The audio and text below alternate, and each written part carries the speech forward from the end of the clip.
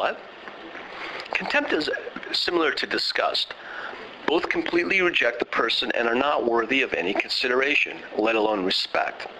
A classic example of this is rolling your eyes while your spouse is talking.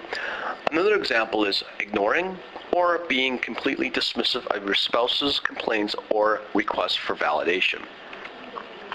Back to Sue and Bill. When all four of these signs exist, chances are very high that your marriage won't last. And these clues can be found in even the briefest arguments between married couples. For example, in the video of Sue and Bill, Bill began the conversation with, "I guess I'm just not a dog person." Then he confusingly said that he liked their old dog, but just not their new dog. He didn't seem angry or annoyed. He looked like he was just wanted to explain things. Sue then rolled her eyes very quickly a few times while Bill was talking. At one point, Bill began to talk about how he didn't really like the dog's living quarters. Sue reacted by closing her eyes and then responded in a patronizing, lecturing voice. Bill said that he didn't want a fence in the living room. Sue said, "I don't want to argue about that," and rolled her eyes again, stonewalling in contempt. Bill tried a different argument by complaining that the dog hurt their social life because it forced them to come home early to make sure it didn't destroy their apartment. Sue replied that that was not true and argued back, "If she's going to chew anything, she's going to do it in the first 15 minutes that we're gone." He acted like he agreed by nodding and saying, "Yeah, I know." But he added, "I'm not saying it's rational. I just don't want to have a dog." First, he acts like he's validating her point by starting with, "Yeah, I know." Then he gets defensive again by restating the original position of not wanting the dog. The yes, but tactic. Then Bill wanted some validation from Sue. He said, "I'm getting way better. You've got to admit I'm better than this week, than last week, and the week before, and the week before that." Sue ignored him in study after study at the Love Lab.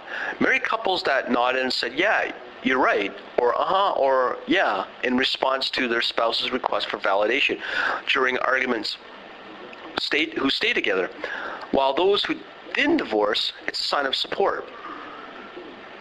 Sue and Bill look like they are calmly discussing whether they should keep their dog. But what they are really cementing a harmful pattern of interaction that will repeat whenever they disagree. She's completely inflexible and unsupportive of him. He is defensive, indirect, dishonest about his true feelings.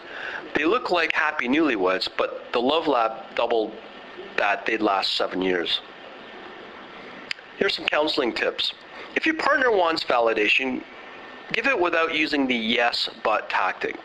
It doesn't mean you agree with everything they say or that they're losing the argument. It means you still care about them and are willing to show it.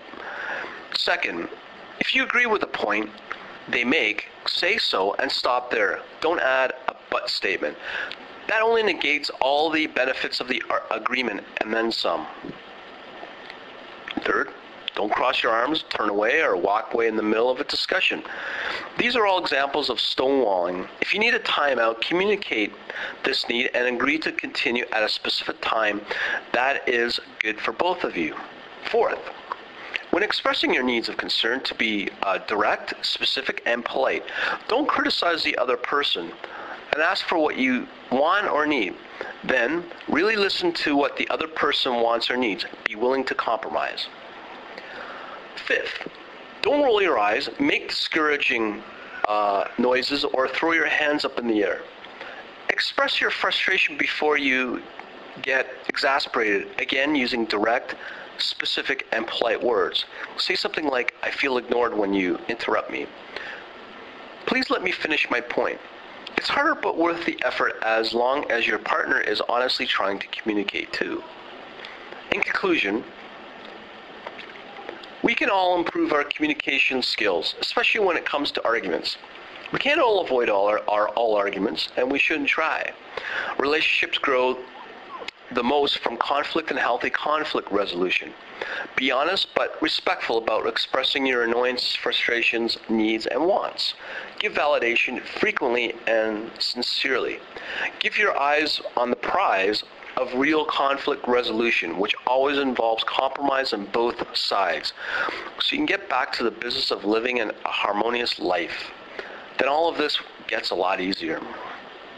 As for Chanel, she does run her own website at ChanelYang.com, ShanelYang.com. Thanks to her, and thanks for listening. And remember, my name is Brian Downing, author of Be an Instant Alpha Male, and get your copy today over at thebestpickup.com.